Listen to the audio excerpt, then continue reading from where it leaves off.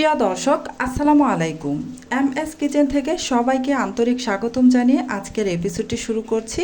আমার আজকের এপিসোডে আমি আপনাদের জন্য এমন একটা রেসিপি নিয়ে হাজির হলাম যা একবার রান্না করলে বারবার রান্না করতে ইচ্ছে হবে।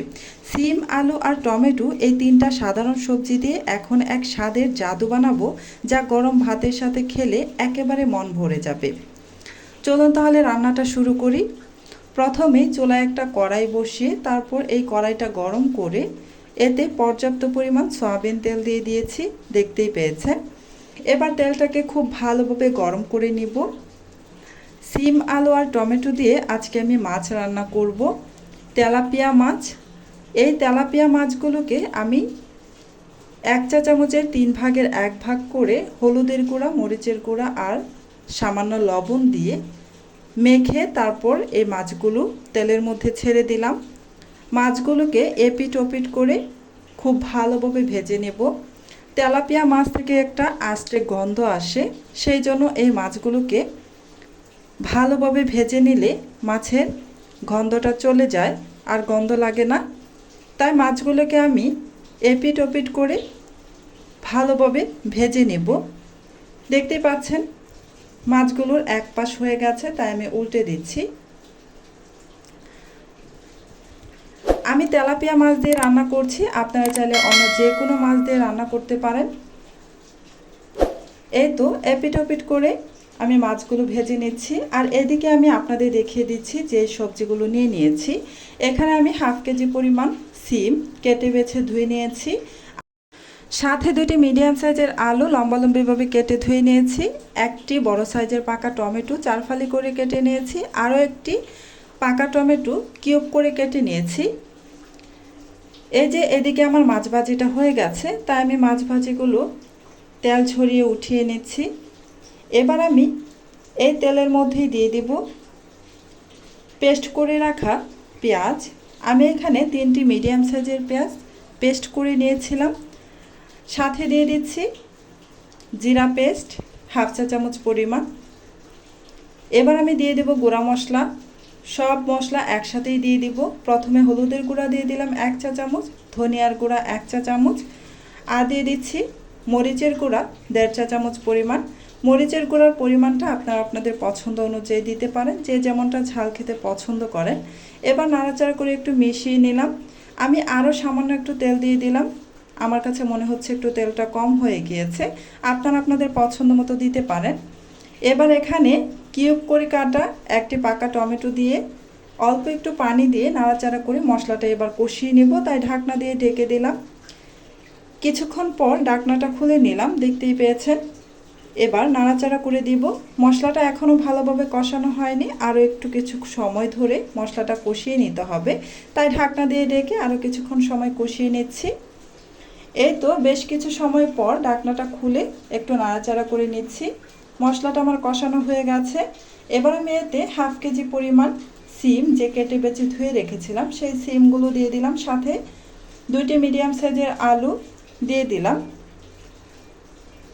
এখন নাড়াচাড়া করে খুব ভালোভাবে মশলার সাথে মিশিয়ে নেব।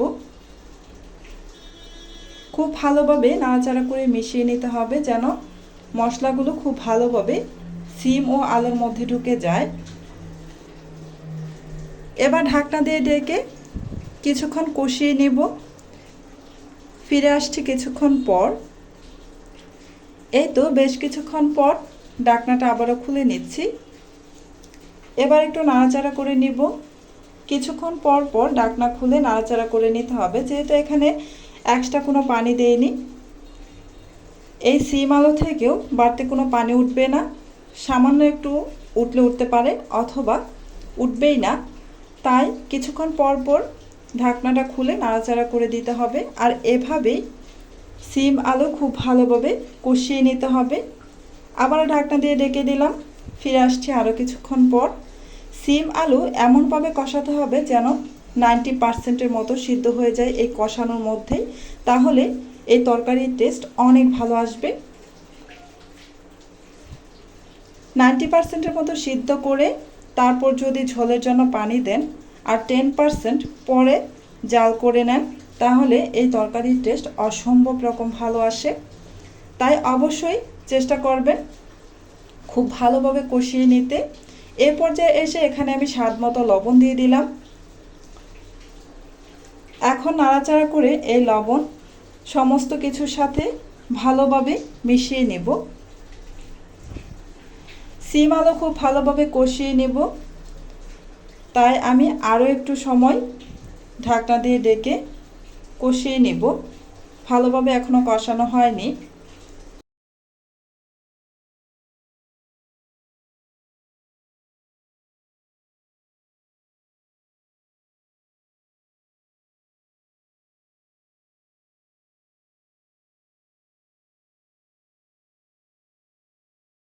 বেশ কিছুক্ষণ সময় ধরে নাড়াচাড়া করে লবণ সিম আলুর সাথে বেশ ভালোভাবে মিশিয়ে নিয়ে ঢাকনা দিয়ে ডেকে আরও কিছুক্ষণ কষিয়ে নিচ্ছি।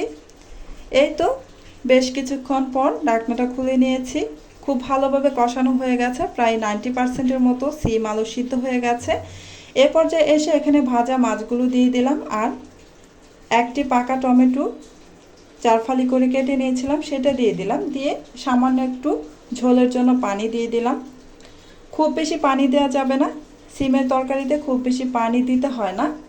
অল্প পরিমাণে পানি দিয়ে রান্নাটা করলে এই সিমের তরকারি খেতে ভীষণ টেস্টি হয়। বেশ কিছুক্ষণ সময় ধরে রান্না করার পর এই যে ঢাকনাটা খুলে নিচ্ছি। রান্নাটা আমার প্রায় হয়ে গেছে, দেখতেই পাচ্ছেন।